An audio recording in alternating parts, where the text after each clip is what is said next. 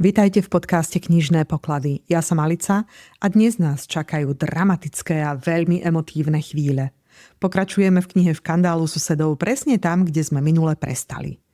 Výsluch drožkárov a policajta odhalil, že muž a žena prišli k domu Van Burnemovcov krátko pred polnocou, pričom žena pôsobila veselým dojmom a u drožkára zanechala svoj modrý závoj. Následne svedčil Franklin Van Burnham, ktorý priznal, že kľúče od domu odovzdal v kritický deň svojmu bratovi Howardovi. Hoci sa snažil zachovať pokoj, jeho slová posilnili podozrenie, že práve Howard mal prístup do domu.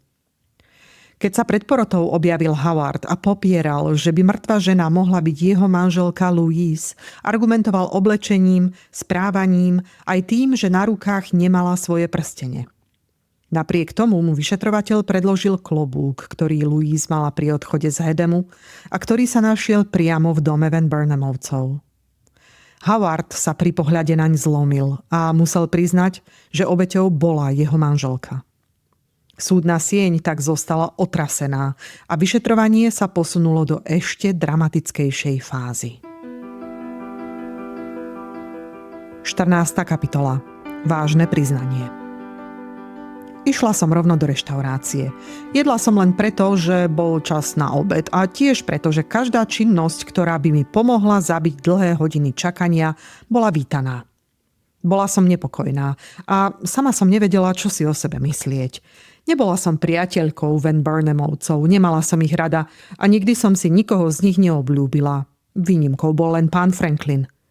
A predsa som sa pristihla, že som rozrušená z toho, čo sa ráno udialo. Howardovo správanie na mňa zapôsobilo napriek mojim predsudkom. Nemala som dôvod myslieť si o ňom niečo dobré. Jeho správanie mi na to nedávalo dôvod. A predsa som po jeho výpovedi a jej nečakanom závere cítila väčšiu ochotu postaviť sa na jeho stranu, než kedykoľvek predtým. Ale jeho výpoveď sa ešte neskončila. Po 3 najdlhších hodinách môjho života sme sa opäť zišli pred súdnym vyšetrovateľom. Howard vošiel spolu so svojím verným bratom, tak ako predtým, a sadol si do odľahlého kúta za súdnym vyšetrovateľom. Čoskoro ho však predvolali dopredu. Keď naňho dopadlo svetlo, jeho tvár nás všetkých prekvapila. Bol zmenený tak, ako by od nášho posledného stretnutia neuplynuli hodiny, ale celé roky. Zmizla z nej bezstarostnosť a aj pokojná zdvorilosť. Každý rys ukazoval, že prešiel ťažkým vnútorným bojom. A čo bolo najhoršie, trpkosť, ktorú v sebe niesol, nezmizla, ale usadila sa hlboko v jeho povahe a navždy ju poznačila. Pri pohľade naňho som nepocítila žiadnu úľavu, ale nedala som to najavo. Musela som si byť najprv istá jeho čestnosťou, kým by som si dovolila cítiť k nemu súcit. Porodcovia sa narovnali a zrazu boli v strehu, keď ho zazreli. Myslím, že keby mali títo 12 vyšetrovať vraždu každý deň, časom by sa prebrali zo svojej ospalosti. Howard Van Burnham sa mal tento raz pod kontrolou. Ráno bol tvrdý a chladný ako železo, teraz však pôsobil ešte pevnejšie, ako oceľ zakalená ohňom. Pôvodná otázka súdneho vyšetrovateľa odhalila, akým ohňom prešiel. Pán Van Burnham, počul som, že ste počas prestávky od nášho posledného rozhovoru navštívili márnicu. Je to pravda? Áno. Videli ste telo natoľko jasne, aby ste mohli potvrdiť, že ide o vašu nezvestnú manželku? Áno. To telo patrí Louise Van Burnhamovej. Prosím o odpustenie, vás aj porotu, za svoju predchádzajúcu tvrdohlavosť, keď som to odmietal priznať. Myslel som si, že mám pre svoje stanovisko dobrý dôvod. Teraz vidím, že som sa mýlil. Súdny vyšetrovateľ neodpovedal. Medzi ním a týmto mladým mužom nebolo ani štipky sympatie. No predsa mu prejavil istú dávku rešpektu. Možno preto, že cítil súcit s nešťastným otcom a bratom svedka. Takže potvrdzujete, že obeťou bola vaša manželka? Áno. Je to posun vpred a porote k tomu gratulujem. Teraz môžeme prejsť k ďalšej otázke. Kto sprevádzal pani Van Burnhamovú do domu vášho otca?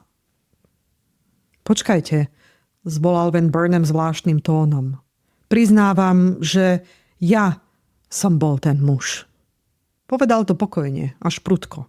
No toto priznanie spôsobilo rozruch. Dokonca aj súdny vyšetrovateľ sa zatváril prekvapene a hodil pohľad na pána Grycea, čím dal najavo, že ho to prekvapilo viac, než si bol ochotný priznať. Priznávate teda... Začal, no svedok ho nenechal dohovoriť. Priznávam, že som bol tým, kto ju odprevadil do toho prázdneho domu, ale nepriznávam, že som ju zabil. Keď som ju tam nechal, bola živá a zdravá, hoci je pre mňa ťažké to dokázať. Práve skutočnosť, že to neviem dokázať, ma dnes ráno prinútila klamať pod prísahou. Takže, zamrmlal súdny vyšetrovateľ a opäť sa pozrel na detektíva Grycea. Priznávate, že ste krivo svedčili. Prosím o pokoj v miestnosti. Trvalo dosť dlho, kým miestnosť opäť stíchla. Kontrast medzi vzhľadom tohto elegantného mladíka a vážnymi priznaniami, ktoré práve robil, priznaniami, ktoré pre väčšinu prítomných znamenali oveľa viac, než on sám pripustil, vzbudzoval pozornosť. A ja sama som mala čo robiť, aby som udržala na úzde vlastné pocity. A preto ma neprekvapilo, že súdny vyšetrovateľ zostal trpezlivý. Napokon sa však poriadok obnovil a vypočúvanie pokračovalo. Máme teda považovať vaše dnešné ranné svedectvo za neplatné?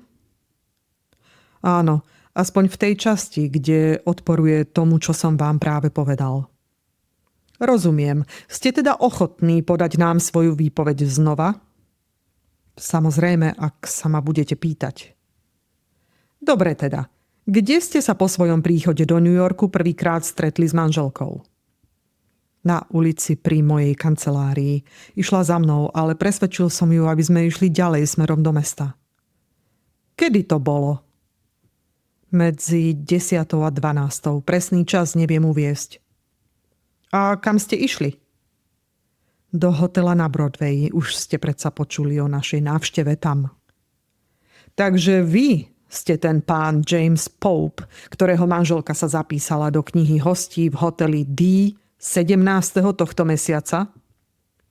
Áno, to som už povedal. A smiem sa spýtať, z akého dôvodu ste použili toto krycie meno a dovolili svojej manželke zapísať sa pod falošným menom? Bol to jej rozmar. Považovala to za najlepší spôsob, ako uskutočniť plán, ktorý si vymyslela. Chcela si získať pozornosť môjho otca pod menom a vzhľadom cudzej ženy a neprezradiť mu, kým naozaj je, až kým jej neprejaví isté sympatie. Ach, ale kvôli tomu plánu bolo nutné, aby používala cudzie meno ešte predtým, než sa s vaším otcom vôbec stretla a aby ste sa celý ten deň i večer správali tak záhadne? Neviem. Ona to tak videla a ja som jej ustúpil. Bol som unavený z večného odporovania jej nápadom a na chvíľu som ju nechal, nech si robí po svojom. A preto ste jej dovolili obstarať si úplne nové šaty vrátane spodnej bielizne?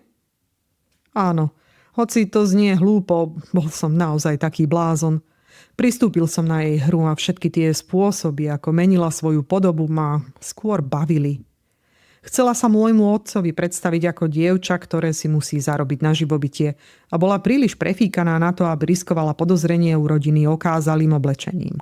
Aspoň toto mi tvrdila ako dôvod všetkých týchto opatrení, hoci si myslím, že rovnako ju lákala samotná romantika a neobvyklosť celej veci. Hru, ktorú rozohrala, si užívala a chcela z nej vyťažiť čo najviac. Boli jej vlastné šaty honosnejšie než tie, ktoré si objednala u Altmana? Bez pochyby. Moja manželka nikdy nenosila nič ušité americkými krajčírkami. Pekné šaty boli jej slabosťou. Chápem, ale prečo ste sa tak snažili držať v ústraní? Napríklad, prečo ste nechali svoju manželku zapísať vaše krycie mená do hotelovej knihy hostí namiesto toho, aby ste to urobili vy sám? Pre ňu to bolo jednoduchšie. Iný dôvod nepoznám. Nemala problém podpísať sa ako Popeová. Ja áno. Nebolo to lichotivé vyjadrenie o jeho manželke a zdalo sa, že si to uvedomuje, lebo hneď dodal. Človek sa niekedy nechá vtiahnuť do hry, v ktorej mu detaily nie sú po vôli. Tak to bolo aj v tomto prípade, ale ona bola príliš zaujatá vlastnými plánmi, než aby ju taká maličkosť vyviedla z miery. Tým sa vysvetlilo viacero záhadných krokov tohto páru počas ich pobytu v hoteli D. Súdny vyšetrovateľ to tak aj pochopil, lebo sa pri tejto časti prípadu viac nezdržiaval a hneď prešiel k otázke, ktorá už dlhšie dráždila zvedavosť, no zatiaľ nemala odpoveď. Keď ste odchádzali z hotela, povedal, videli vás niesť balíky, ktoré ste už nemali v rukách, keď ste vystúpili pred domom pána Van Burnhama. Čo bolo v tých balíkoch a kde ste ich odložili predtým, než ste nastúpili do druhého koča? Howard odpovedal bez zaváhania. Boli v nich manželkine šaty, povedal. A odložili sme ich niekde na 27. ulici pri 3. Avenue, práve keď sme zbadali starú ženu kráčať po chodníku. Vedeli sme, že sa pri nich zastaví a aj sa tak stalo. Skryli sme sa do tieňa pod schodiskom a sledovali ju. Zdá sa vám to až príliš jednoduché, ako sme sa tých balíkov zbavili, pane? To nech posúdi porota, odvetil súdny vyšetrovateľ stroho. A prečo ste sa ich vôbec chceli zbaviť? Nemali nejakú cenu? Nebolo by oveľa jednoduchšie a prirodzenejšie nechať ich v hoteli a neskôr si ich vyzdvihnúť? Tak by ste postupovali, keby ste to chceli zahrať len na svojho otca a nie klamať celú verejnosť. Áno, priznal Van Burnham. To by bol iste prirodzený krok. Ale vtedy sme sa nesprávali prirodzene, riadili sme sa jej vrtochmi. Spravili sme to tak, ako som opísal a verte mi, náramne sme sa na tom bavili, keď sa to tak dokonale podarilo. Tá stará žena totiž nie len, že balíky hneď schmatla, ale sa s nimi aj rozbehla, ako by na túto príležitosť čakala. Iste, veľmi smiešne, poznamenal súdny vyšetrovateľ tvrdým hlasom. Pre vás to muselo byť hotové divadlo. Potom venoval svedkovi pohľad, v ktorom bolo viac než len sarkazmus a obrátil sa k porote, ako by sa jej chcel spýtať, čo si myslí o týchto za vlasy pritiahnutých a podozrivých vysvetleniach. Porota evidentne nevedela, čo si o tom všetkom myslieť a tak sa pohľad súdneho vyšetrovateľa vrátil k svedkovi, ktorý zo všetkých prítomných pôsobil, ako by sa ho jeho vlastná situácia najmenej dotýkala. Pán Van Burnham, oslovil ho, dnes ráno vás veľmi zasiahlo, keď vám ukázali manželkin klobúk. Prečo to tak bolo? A prečo ste čakali až do chvíle, keď ste uvideli tento dôkaz o jej prítomnosti na mieste smrti, aby ste priznali fakty, ktoré ste nám boli takí láskaví poskytnúť až dnes popoludní? Keby som tu mal právnika, túto otázku by ste mi nepoložili a ak áno, on by mi nedovolil odpovedať. Keďže tu však právnika nemám, poviem vám to. Bol som šokovaný tragédiou, ktorá sa stala mojej manželke a pod vplyvom prvotného šoku som mal nutkanie zatajiť, že obeťou tej strašnej udalosti bola práve ona.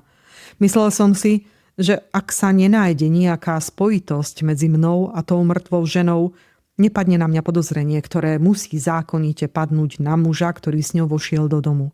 Lenže ako väčšina prvých impulzov, aj tento bol hlúpy a nevydržal tlak vyšetrovania. Napriek tomu som sa toho držal, ako dlho sa dalo, čiastočne preto, že som tvrdohlavý a čiastočne preto, že som nechcel priznať vlastnú hlúposť. Ale keď som uvidel klobúk a spoznal v ňom nepopierateľný dôkaz jej prítomnosti v dome našej rodiny v tú noc, úplne som stratil seba dôveru. Jej postavu, ruky či dokonca jazvu som ešte mohol poprieť, veď to mohli mať aj iné ženy. Ale klobúk nie. Ten ju videlo nosiť priveľa ľudí. Súdny vyšetrovateľ sa však tak ľahko oklamať nedal.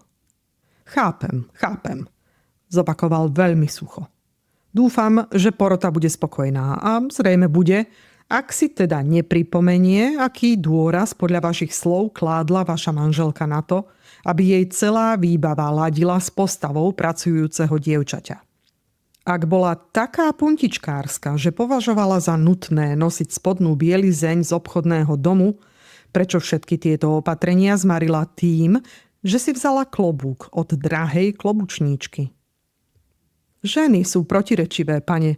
Ten klobúk mala rada a nechcela sa ho vzdať. Myslela si, že ho niekde v tom veľkom dome ukrie. Aspoň to mi povedala, keď si ho schovala pod plášť. Súdny vyšetrovateľ, ktorý mu očividne neveril ani slovo, na ňo chvíľku mlčky hľadel, ako by ho už viac než hnev začínala ovládať zvedavosť. A mne to bolo jasné. Howard Van Burnham pôsobil vďaka svojej výpovedi ako úplná záhada. Nech už sme verili jeho ranným alebo popoludňajším slovám. A ja som si priala, aby som mala možnosť klásť mu otázky ja. Jeho ďalšia odpoveď mi konečne objasnila časť záhady, nad ktorou som si už dlho lámala hlavu. Týkalo sa to tejto otázky. Všetko toto, povedal súdny vyšetrovateľ, je síce zaujímavé, ale aké máte vysvetlenie, že ste vzali svoju manželku do prázdneho domu vášho otca tak neskoro v noci a potom ju tam nechali stráviť väčšinu tmavej noci o samote? Žiadne, odvetil, ktoré by vám znelo rozumne či rozvážne. Ale v tú noc sme neboli ani rozumní, ani rozvážni, inak by som tu teraz nestál a nesnažil sa vysvetliť niečo, čo sa zdravým rozumom vysvetliť nedá. Ona si zaumienila, že chce byť prvá, kto privíta môjho otca, keď vôjde do svojho domu. Najprv chcela vystúpiť vo svojej pravej úlohe ako moja manželka, ale neskôr si zmyslela, ako som už spomenul, že bude vystupovať ako domáca, ktorú si môj otec podľa telegramu želal mať v dome. Telegram k nám však dorazil neskoro, takže sme ho ignorovali. A keďže sa bála, že príde už skoro ráno, skôr než by stihla uskutočniť svoj plán, chcela zostať v dome už v tú noc. A ja som jej ustúpil. Netušil som, čo všetko sa môže stať, ani aký strach môže v takom veľkom a prázdnom dome pocítiť. Ale pravdu povediac, skôr ona to netušila, lebo ma prosila, aby som šiel, keď som sa zmienil o temnote a tiesnivej atmosfére toho miesta. Tvrdila, že má príliš dobrú náladu, aby cítila strach a že myslí len na to, aké prekvapenie zažijú môj otec a sestry, keď zistia, že ich príjemná mladá domáca je vlastne žena, ktorou tak dlho opovrhovali. A prečo? Naliehal súdny vyšetrovateľ, ktorý sa naklonil dopredu od záujmu, čím mi dovolil zazrieť aj tvár detektíva Grycea, rovnako napätého pri počúvaní každého slova tohto výnimočného svedka. Prečo hovoríte o jej strachu? Prečo si myslíte, že po vašom odchode prežívala obavy? Prečo? Zopakoval svedok, ako by ho prekvapila krátkozrakosť vyšetrovateľa. Či sa sama nezabila v návale strachu a zúfalstva? Keď som ju opúšťal, bola zdravá a v dobrej nálade. Ako inak by som mohol vysvetliť jej smrť, ak nie náhlym záchvatom paniky a strachu? Ach, zvolal súdny vyšetrovateľ podozrievavým tónom, ktorý určite vyjadroval pocity väčšiny prítomných. Takže vy si myslíte, že vaša manželka spáchala samovraždu? Samozrejme, odvetil svedok a vyhol sa pritom pohľadom len dvoch ľudí v celej sále, svojho otca a brata. S klobúkovou ihlou, pokračoval súdny vyšetrovateľ, tento raz už bez akejkoľvek snahy skrývať iróniu v hlase aj v správaní. Zapichnutou do zátilku presne na mieste, o ktorom mladé dámy určite nemajú ani tušenia, že je smrteľne nebezpečné. Samovražda. A pritom ju našli rozmliaždenú pod kopou porcelánu a dekoračných predmetov, ktoré na ňu spadli, alebo ich niekto zhodil hodiny potom, čo utrpela tú smrteľnú ranu. Neviem si predstaviť, ako inak by mohla zomrieť. Trval svedok pokojne na svojom.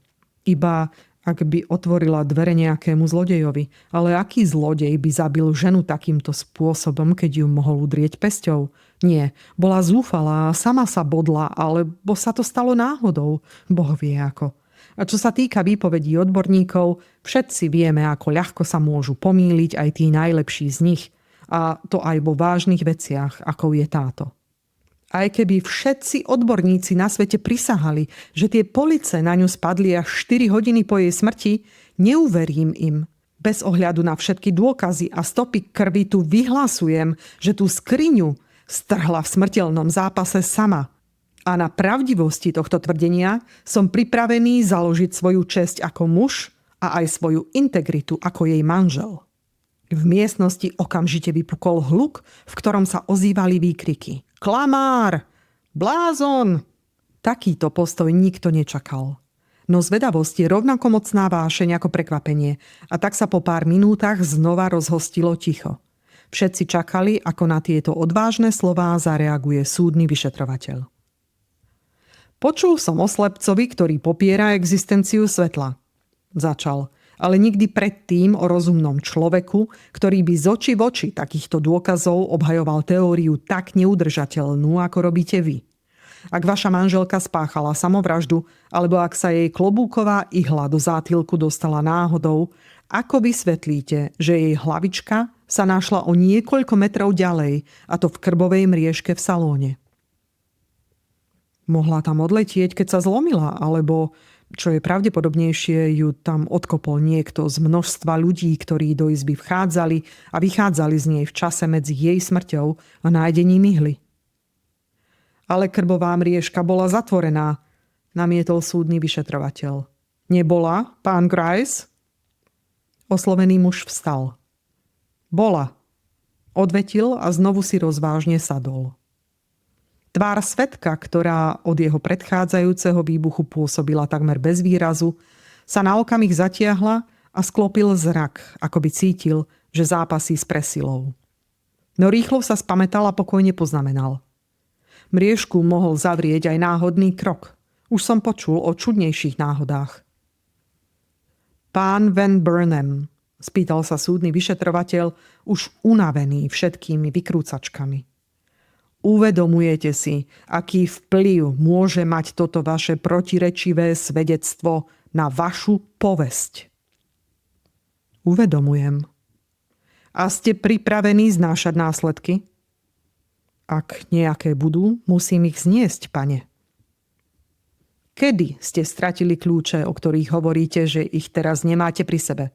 Dnes ráno ste tvrdili, že neviete, ale možno chcete svoje vyhlásenie teraz upresniť. Stratil som ich po tom, čo som nechal manželku zatvorenú v dome môjho otca. Hneď? Chvíľu potom. Ako dlho potom? Asi do hodiny. Ako viete, že tak rýchlo? Zistil som to hneď. Kde ste boli, keď ste to zistili? Neviem, niekde. Túlal som sa po uliciach, ako som už povedal. Nepamätám si presne, kde som bol, keď som strčil ruky do vrecka a zistil, že kľúče sú preč. Naozaj neviete? Nie. Ale bolo to do hodiny po tom, čo ste odišli z domu? Áno. Výborne. Kľúče sa totiž našli. Svedok sa strhol tak prudko, že mu zuby cvakli nahlas, až to počula celá sieň. Naozaj? Povedal s predstieranou ľahostajnosťou, ktorá však nikoho neoklamala. Jeho náhle zblednutie bolo príliš nápadné. Tak mi teda môžete povedať, kde som ich stratil? Našli sa, oznámil súdny vyšetrovateľ, na svojom obvyklom mieste, zavesené nad stolom vášho brata na Duane Street. Ach, vydýchol svedok úplne vyvedený z rovnováhy, alebo sa tak aspoň tváril. Nedokážem si vysvetliť, ako sa mohli nájsť v kancelárii. Bol som si istý, že som ich stratil na ulici. Ani som nečakal, že si to dokážete vysvetliť, poznamenal pokojne súdny vyšetrovateľ a bez ďalších slov ho prepustil. Howard Van Burnham sa tackavo odobral na miesto, čo najďalej od otca a brata, vedľa ktorých predtým sedel. 15. kapitola. Neochotný svedok. Nastala dlhá pauza, nepríjemná, až dráždivá, ktorá skúšala aj moju trpezlivosť. Zdalo sa, že nastal problém s ďalším svedkom. Súdny vyšetrovateľ poslal pána Gricea do susednej miestnosti viackrát a keď už všeobecný nepokoj hrozil prerásť do hlasného šumu, predstúpil istý pán. Jeho príchod však nepokoj neutíšil. Naopak, vzbudil rozruch celkom nečakaný a nezvyčajný. Tohto muža som predtým nepoznala. Bol to pohľadný muž, naozaj veľmi atraktívny, ale nezdalo sa, že by práve to bolo dôvodom, prečo si ho polovica prítomných žien chcela lepšie obzrieť. Niečo iné, celkom nesúvisiace s jeho úlohou svedka, vzbudilo v publiku obdiv a zvedavosť zároveň. Prejavilo sa to úsmevmi, šepkaními, významnými gestami, najmä medzi ženami, hoci som si všimla, že aj porodcovia zbystrili, keď im niekto pošepkal meno tohto nového svedka. Napokon som ho začula aj ja. A hoci to vo mne tiež prebudilo zvedavosť, nedala som to najavo. Nemala som chuť pridávať sa k tomuto smiešnemu divadlu. Randolph Stone, snúbenec bohatej slečny Elthorpovej, bol v meste známou osobnosťou. Bola som rada, že ho mám možnosť vidieť, ale nechcela som kvôli tomu zabudnúť na vážny dôvod, pre ktorý tu vystupoval. A predsa, nikto v miestnosti si ho neprezeral pozornejšie než ja. Bol elegantnej postavy a mal, ako som už spomenula, výnimočne peknú tvár. No nebolo to len tým. Bol to muž nepochybnej inteligencie a vyberaného správania. Inteligencia ma neprekvapila. Vedela som, že sa počas 5 rokov vlastnými sílami vypracoval na obdivuhodné postavenie v spoločnosti. Ale jeho dokonalé spôsoby ma predsa len udivili, hoci čo iné som mohla čakať od muža, ktorého si vážila samotná slečna Elthorpová. Jeho hladko oholená tvár pôsobila vznešene bledo a hlas mal melodický, formovaný rokmi kultivovania a snahou zaujať. Bol Howardovým priateľom, prezradil to ich krátky pohľad, keď vošiel. No neprišiel ako priateľ, čo bolo zjavné z Howardovho prekvapenia aj z potlačeného smútku, ktorý bolo vidno pod uhladeným vystupovaním samotného svedka. Bol sebavedomý a zdvorilý, ale každým gestom dával najavo, ako ťažko mu padlo pridať čo i len najmenší dôkaz proti mužovi, s ktorým ho spájalo priateľstvo. Ale nech jeho svedectvo hovorí samo za seba.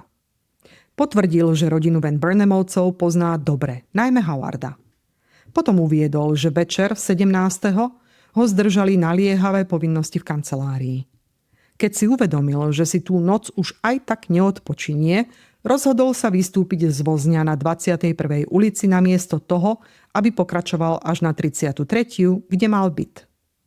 Tieto slová vyvolali úsmev. Slečna Elthorpová totiž býva na 21. ulici. No jeho tvár zostala vážna. Práve naopak, zamračil sa, ako by chcel naznačiť, že vážnosť tejto chvíle nepripúšťa žiadnu ľahkovážnosť. Podobne reagoval aj Howard, ktorý sa pri zmienke o 21. ulici strhol a hodil na ňo zúfalý pohľad. Našťastie som si to všimla len ja. Všetci ostatní sa sústredili na svedka. Teda možno ešte aj pán Grice. Nemal som v úmysle nič viac než krátku prechádzku po tejto ulici predtým, než pôjdem domov. Pokračoval svedok vážne. Mrzí ma, že to musím spomenúť, ale je to nevyhnutné na vysvetlenie mojej prítomnosti v tak nezvyčajnom čase. Nemusíte sa ospravedlňovať, odvetil súdny vyšetrovateľ. Povedzte, ako ste sa dostali do kancelárie. Po 3. Avenue. A potom ste šli smerom k Broadway? Áno. Takže ste nutne museli prejsť veľmi blízko domu Van Burnemovcov? Áno. Viete určite o koľkej? Okolo 4. Možno o niečo skôr. Z kancelárie som odišiel o 3:30. Bolo už vtedy dosť svetla. Videli ste dobre? Nemal som problém rozoznať veci. A čo ste videli? Všimli ste si niečo podozrivé pri dome Van Burnemovcov? Nie, pane, nič podozrivé. Len som uvidel Howarda Van Burnema, ako schádza zo schodov práve keď som zabočil za roh. Nemýlite sa? Bol to skutočne on a nik iný? Som si istý, že to bol on. Je mi ľúto. Ale súdny vyšetrovateľ ho nenechal dohovoriť. Povedali ste, že ste priateľmi a bolo dosť svetla, aby ste sa spoznali, takže ste sa zrejme pozdravili. Nie, nepozdravili. Bol som zamyslený nad inými vecami. A pri tých slovách sa mu na pevne stisnutých perách myhol slabý úsmev. A Howard bol tiež zamyslený. Zdalo sa, že si ma ani nevšimol. A vy ste sa nezastavili? Nie, pôsobil tak, že nechce, aby ho rušili. A to bolo o 4:00 ráno, 18. O 4:00. Ste si istí časom aj dňom? Som. Nestál by som tu, keby som si nebol úplne istý. Je mi ľúto. Osobné pocity tu nemajú miesto. Prerušil ho znova súdny vyšetrovateľ a prepustil ho. Pán Stone, ktorý zjavne vypovedal proti svojej vôli, si viditeľne vydýchol, keď skončil. Keď odchádzal do miestnosti, odkiaľ prišiel, mnohí si všimli len jeho elegantnú postavu a hrdý výraz. Ja som si však všimla aj pohľad plný ľútosti, ktorý hodil na svojho priateľa Howarda. Jeho odchod sprevádzalo ticho, trpké a ťaživé. Až potom prehovoril súdny vyšetrovateľ k porote. Páni, je na vás, aby ste posúdili výpoveď tohto svedectva. Pán Stone je známy muž, bezúhonného charakteru. Možno však pán Van Burnham dokáže vysvetliť, ako sa ocitol pri dome svojho otca o 4:00 ráno v tú pamätnú noc, keď podľa svojej vlastnej výpovede nechal manželku v dome už o polnoci. Dáme mu príležitosť. To nemá význam, začal mladý muž zo svojho miesta. No hneď v zápätí sa vschopil, rýchlo predstúpil a znova sa postavil pred súdneho vyšetrovateľa i porotu. Hlasom sa snažil zakryť neistotu, ale nikto sa nenechal oklamať. Viem to vysvetliť, hoci pochybujem, že mi uveríte. Bol som v tom čase pri dome svojho otca, ale nie vnútri. Moja nepokojná myseľ ma znova priviedla späť k manželke, no keď som vo vrecku nenašiel kľúče, zišiel som zo schodov a odišiel. Už chápem, prečo ste sa dnes ráno vyhýbali otázke, kde ste tie kľúče stratili. Viem, že moje svedectvo je plné rozporov. Báli ste sa, aby sa neprevalilo, že ste boli v tú noc druhýkrát pri dome svojho otca? Prirodzene, veď som cítil podozrenie zo všetkých strán. A tento raz ste do domu nevošli? Nie. Ani ste nezazvonili? Nie. Prečo nie, keď ste tam nechali manželku živú a zdravú? Nechcel som ju rušiť. Nemal som dosť odhodlania. Od najmenšej prekážky som sa nechal odradiť. A v tom dome som ani veľmi nechcel byť. Takže keď vás pán Stone uvidel, práve ste schádzali zo schodov. Áno. A keby prišiel o minútu skôr, videl by aj to, ako som šiel hore, než som zišiel dolu. Nezdržal som sa pri dverách dlho. Ale predsa len chvíľu. Áno, len toľko, aby som pohľadal kľúče a spamätal sa z prekvapenia, že ich nemám. Nevšimli ste si pána Stonea, keď prechádzal po 21. ulici? Nie. Bolo tam tak svetlo, ako on tvrdí? Áno, bolo. A predsa ste si ho nevšimli? Nie.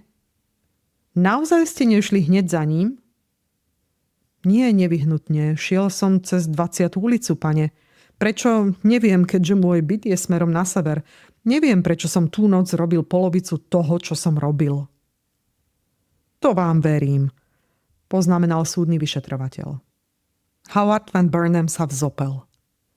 Snažíte sa, povedal, spájať ma so strašnou smrťou mojej manželky v prázdnom dome môjho otca. Ale to sa vám nepodarí. Som nevinný, rovnako ako vy, alebo ktokoľvek iný v tejto miestnosti. A nebol som to ja, kto na ňu strhol tie police, aj keď chcete, aby si to porota myslela. Moja manželka zomrela z vôle Božej vlastnou rukou alebo v dôsledku nejakého podivného a nevysvetliteľného úrazu. A aj to sa ukáže, ak má v tomto vyšetrovaní zvíťaziť spravodlivosť a ak rozumný úsudok nahradí predsudky v mysliach týchto 12 mužov predo mnou. Uklonil sa súdnemu vyšetrovateľovi a čakal na prepustenie. Potom sa vrátil nie do odľahlého kúta, ale späť medzi otca a brata, ktorí ho prijali s nádejným, no zároveň pochybovačným pohľadom. Porota vyniesie svoj verdikt v pondelok ráno, oznámil súdny vyšetrovateľ a pojednávanie skončil. Tak a výsluch ďalšieho svedka a najmä Howardovo priznanie, že bol spolu so svojou manželkou v dome svojho otca, pripravili pôdu pre dramatické odhalenia, ktoré nás čakajú v ďalšej časti príbehu. Slečna Butterworthová zostáva nepokojná. Jej myseľ sa nedokáže zmieriť s tým, čo odznelo pri vyšetrovaní. Všetko nasvedčuje tomu, že prípad je uzavretý, no drobné detaily jej nedajú spať. Medzi ňou a skúseným detektívom Griceom sa začína rodiť nečakané napätie. Každý má svoju pravdu a svoj spôsob, ako sa dostať k nej. Do popredia sa v ďalšej časti dostávajú aj ďalšie už známe postavy a spolu s novými otázkami rozvíria hladinu ešte viac. A práve tam, kde by iní prestali pátrať, sa Amélia rozhodne ísť ďalej. Hoci to znamená, že sa sama ocitne v centre záhady. Čo odhalí jej neústupná zvedavosť? To sa dozviete v ďalšej časti. Počujeme sa opäť o týždeň. Nezabudnite si zapnúť odber a dovtedy sa majte nedočkavo, bystro a ak chcete, aj trochu podozrievavo. Alebo jednoducho tak, ako máte svoje knihy najradšej.